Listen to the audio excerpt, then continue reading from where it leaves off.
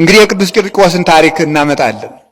ምስክር የሚሆነን ስለሆነ መከራ ቢመጣ አብነት የሚሆን ስለሆነ የቅዱስ ቂርቆስን ምስክር እናመጣለን። የቅዱስ ቂርቆስ እናቱ ቅድስት ኢየሎጣ አንጌቤናዊት ናት። አንጌቤናዊት ማለት ምን ማለት ነው? ወይዘሮ የቤተ መንግስት ሰው ንግስት ማለት ነው። የንግስት ዘር ማለት ነው። አንጌቤናዊ ማለት ንግስት ማለት ነው። አንጌቤናዊት ማለት ንግስት፣ ወይዘሮ፣ እቴጌ፣ እመቤት፣ የከበረች ማለት ነው። እና እሷ የከበረች የነገስታት ዘር የሆነች በዘሯም የከበረች በሹመትም የከበረች የክቡራን ዘር ናት። ንጹሕ ዘር ቅዱስ ቂርቆስን ወልዳለች። ቂርቆስ ማለት የስሙ ትርጓሜ ምን ማለት ነው? ዘፍካሬሁ ተብህለ ጽጌ ምዑዝ እፍራን፣ ጣፋጭ ሽቱ ማለት ነው። ቂርቆስ ማለት ጥዑም መዓዛ፣ ያማረ ሽቱ፣ የሚጣፍጥ ሽቱ መዓዛ ማለት ነው። ለምን? የክርስቶስን መዓዛ ስለሚናገር። ልብስ በሽታ እንደሚታወቀው በመዓዛ እንደሚታወቀው ቅዱሳንም የክርስቶስ መታወቂያ ናቸው። የቤተሰብ ልብስ የሚታወቀው በመዓዛው ነው። የከተማው ልብስ ብዙ አይመችም። ለምን? ሁሉም ሽቶ ስለሚቀባ የማን ወዝ እንደሆነ አይታወቅም። የገጠሩ ግን ይሄ የእናቴ ነው፣ ይሄ የአባባ ወዝ ነው ይባላል። ማለት ልብስ በወዝ ይታወቃል። ቅዱሳንም ንሕነሰ መዓዛሁ ለክርስቶስ ንሕነ፣ እኛ የክርስቶስ መዓዛ ነን ይላል ቅዱስ ጳውሎስ። ልብስ በመዓዛ እንዲታወቅ እኛ የክርስቶስ መታወቂያ ነን ማለት ነው። ሰዎች እኛን አይተው እሊስ የክርስቶስ ደቀ መዛሙርት ናቸው ይሉናል ማለቱ ነው። በንግግራችን መዓዛ፣ በጸሎታችን መዓዛ፣ በተጋድሏችን መዓዛ፣ በአነዋወራችን መዓዛ፣ በዚህ ሁሉ በፍቅራችን መዓዛ እኒስ የክርስቶስ ደቀ መዛሙርት ናቸው ይላሉ። እያዩ ስራችን እያዩ እኒህ የክርስቶስ ናቸው። በእኛ ክርስቶስ ይታወቃል፣ እኛ በክርስቶስ እንታወቃለን። ወበዝንቱ የአምሩክሙ ሰብ ከመ አርዳእየ አንትሙ እምከመ ተፋቀርክሙ በበይናቲክሙ፣ እርስ በርሳችሁ የተዋደዳችሁ እንደሆነ ሰዎች የኔ ደቀ መዛሙርት መሆናችሁን በዚህ ያውቋችኋል ይላል። የሚለያዩ ሰዎች የአጋንንት ልጆች መሆናቸው ሲታወቁ፣ የሚፋቀሩ ሰዎች ደግሞ የክርስቶስ ደቀ መዛሙርት መሆናቸው በዚህ ይታወቃል። የፍቅር የአንድነት ልጆች ደቂቄ ቦኑ ብክሙ ዘንበል ደቂቄ ሰላም ለክሙ፣ ልጆቼ ደህና ናችሁን አስታረቅኳችሁ ይላል ጌታ በተዘጋ ቤት ገብቶ። ደቂቄ ሲላቸው የፍቅር የአንድነት ልጆች ደህና ናችሁ ማለት ነው። የፍቅር የአንድነት ልጆች ክርስቲያን ንሕነሰ ውሉደ ሰላም ይላል። እኛ የሰላም ልጆች ነን ሲል የፍቅር የአንድነት ልጆች ነን ይላል። ፍቅር ያላቸው አንድነት ያላቸው ትሩፋት የሚሰሩ ገድል የሚወዱ እሊህ የክርስቶስ ልጆች መሆናቸው በዚህ ይታወቅላቸዋል። ስለዚህ ቅዱስ ቂርቆስ ሽቱ መዓዛ የሚል ስም የወጣለት ክርስቶስን የሚያሳይ ስለሆነ ነው። ክርስቶስን የሚያሳይ ነው። ይህንን ልጅ ወልዳ በዘመናቸው መከራ የሚያጸና ንጉሥ ተነስቶ ስለነበረ መስፍኑ እለእስክንድሮስ ነው። ያገኘውን ሁሉ እየገደለ እያሳደደ ክርስቲያኖችን ከምድረ ገጽ እያጠፋ እንደ አርያኖስ ክፉ መኮንን ነበረ ሲሆን እሷ ከሮም ተነስታ ወደ ኪልቅያ ወደምትባል አውራጃ ልጇን ለማትረፍ ተሰዳ ሄደች። በተሰደደችበት ቦታ ያ የጠላችው ንጉሥ እለእስክንድሮስ ተከትሎ መጣ። ክርስቲያኖችን እያረደ ሲጨርስ የሚሞቱት እየሞቱ የፈሩት ደግሞ ፈርተው ሲሮጡ ቅድስት ኢየሉጣ ከልጇ ጋር እየመከረች እያጽናናች አይዟችሁ በሥጋ ብንሞት በነፍስ አንሞትም፣ አንድ ቀን ብንሞት ሁልጊዜ አንሞትም፣ በምድር ብንሞት ዘላለም አንሞትም እያለች እያስተማረች ሰውን ሁሉ ለሞት ለስለት እንዲቀዳደም ታደርገው ነበረ።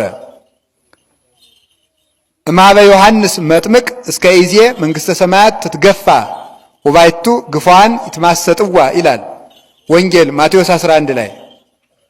ከዮሐንስ መጥምቅ ጀምሮ እስከ ዛሬ ድረስ መንግሥተ ሰማያት ትገፋለች። ነገር ግን ግፉአን የተገፉ ሰዎች መንግሥተ ሰማያትን ይሻሟታል። የተራቡ ሰዎች መብልን እየተነጣጠቁ እየተሻሙ እንደሚመገቡት ሰማዕታት መከራን እየተሻሙ ይቀበሉታል፣ እየተነጣጠቁ ይቀበሉታል። ለነሱ መንግስተ ሰማያት ይገባቸዋል። ለተገፉት ገፊ ኑረው ኋላ በንስሐ የመጡም ይነጣጠቋታል። ስለዚህ እሷ ስትላቸው ይሄዱ ስለነበረ አንዲት መሰሪት መታ፣ ጠንቋይ መታ ህዝቡን ሁሉ አሳሳተችው፣ ለጣዖት እንዳይሰግድ ለአማልክት እንዳይሰግድ አደረገችው ብለው ተነገረ። ስትፈለግ ተገኘች። አንቺ ለረከሰ ጣዖት ለጣዖቶቼ ለአማልክቶቼ ስገጂ አላት። አይኔ ለረከሰ ጣዖት አልሰግድም፣ ሰማይና ምድርን የፈጠረ ሕያው ቅዱስ እግዚአብሔር አለ፣ በእሱ አመልካለሁ አለችው። የሆነው ሲሁንና ስምሽ ማን ነው አላት። ስሜ ክርስቲያን ነው አለችው። ስሜ ክርስቲያን ነው አለችው። አይ ንገሪኝ፣ ይልቁንስ ከምትሞች ስምሽን ብትናገር ይሻላል። ነገርኩ፣ ስሜ ክርስቲያን ነው። እግዚአብሔር የሚያውቀው ስሜ ክርስቲያን ነው። ሟች ሰው ያወጣልኝ ስሜን ከፈለክ ደግሞ ኢየሉጣ እባላለሁ አለችው። ለአማልክት ስገጂ ከምትሞች አላት። አይ የ3 ዓመት ልጅ ይፈለግና ያ አምልኪ ካለኝ አመልካለሁ፣ አንተ ያንተን አምላክ እከተላለሁ አለችው። ፈልጉ ብሎ አዋጅ ሰደደ።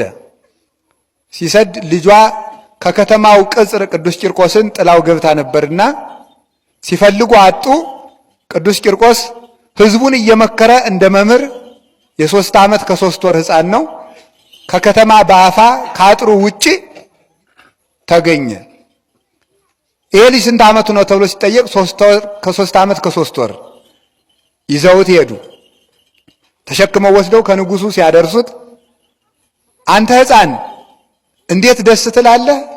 ሰላምታ ይገባሃል፣ ሰላም ይገባሃል፣ ደምግባትም ያማረ ነው አለው። አዎ ለእኔ ሰላም ይገባኛል፣ ተድላ ደስታ ይገባኛል። አንተ ግን ሰላም አይገባህም። አልቦሙ ሰላም ለረሲአን ይላል ኢሳይያስ። ለዝንጎች እግዚአብሔርን ለዘነጉ በሕግ በአምልኮት ከእግዚአብሔር እቅፍ ለወጡ ሰላም አይገባቸውም ይላል እግዚአብሔር። ለአንተ ሰላም የለህም። ሰውን ትገላለህና ሰው የሚገል ደም የሚያፈስ ሕዝብን ከዋለበት አላውል ካደረበት አላሳድር የሚል ሰላም አይገባውም። አንተ ሰላም የለህም። በወታደር ታጥረህ ትኖራለህ፣ ያለ ሰላም ታድራለህ፣ ስትባክን ታድራለህ።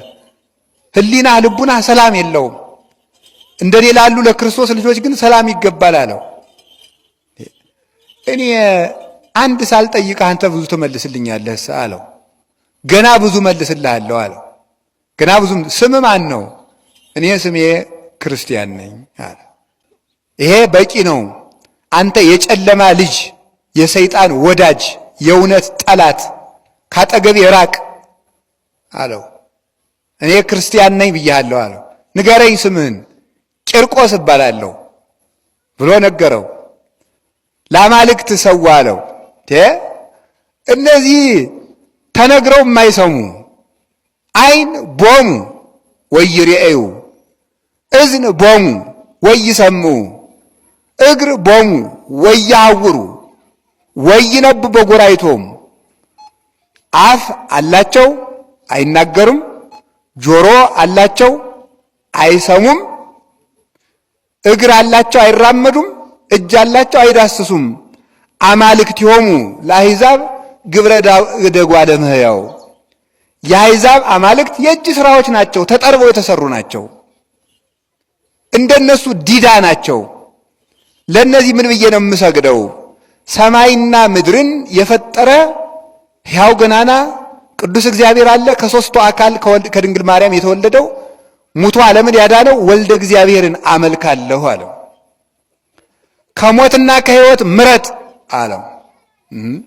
አንተ ሞት የምትለው ለእኔ ሕይወት ነው፣ አንተ ሕይወት የምትለው ለእኔ ሞት ነው አለው ቅዱስ ቂርቆስ። አንተ ሞት የምትለው ለእኔ ሕይወት ነው አለው። ብትገለኝ ወደ ክርስቶስ እሄዳለሁ ማለቱ ነው።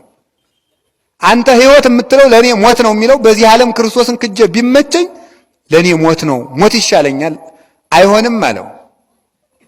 ከዚህ በኋላ ይህንን ሕፃን ቆዳውን ገፋችሁ በገመድ ጠቅላችሁ